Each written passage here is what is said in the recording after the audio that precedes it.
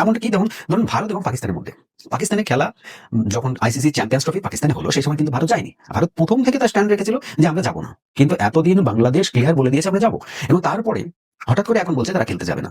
এই ক্ষেত্রে আইসিসির থাপ্পড় খাওয়া ছাড়া তারা আর অন্য কোনো কিছু পাবেই না আইসিসির কাছ থেকে। হ্যাঁ, আমি একবার বলবো যাবো, তারপরে একবার বলবো যাবো না, তার মানে তো এসে থাপ্পড় খেতে হবে আমাকে। তুমি এত বড় লাক্সায় কিছু হয়ে যাওনি যে তোমাকে ছাড়া আইসিসির কোনো টুর্নামেন্টে হবে না। তুমি এত বড় স্ট্র্যাটেজিক পার্টনারও না যতটা তুমি নিজে থেকে দেখাও, ঠিক আছে? যাই হোক, আরো অনেক পার্টনার আছে তোমাদের জায়গাটা নেওয়ার জন্য, তারা বসে আছে হা করে। রিসেন্টলি খুব ভালো পারফরমেন্স যে তোমাদের হয়েছে তা কিন্তু নয়, তোমরা সেই লবডঙ্কাই আছো।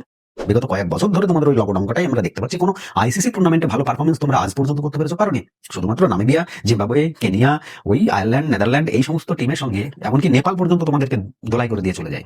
আফগানিস্তানের কথা তো বাদ দিলাম, আফগানিস্তান তো এখন যথেষ্ট স্ট্যান্ডার্ড হয়েছে, ইভেন পাকিস্তানের চাইতেও স্ট্যান্ডার্ড হয়েছে আফগানিস্তান। তাই তোমাদের সঙ্গে আফগানিস্তানের কম্পেয়ার আমি করছি না, তোমরা তো সেই লেভেলে চলে এসেছো, একদম থার্ড গ্রেড, ডি গ্রেড বলবো, থার্ড গ্রেড বলা ভুল হবে, ফোর্থ গ্রেডে, ডি গ্রেড চলে এসেছো তোমরা।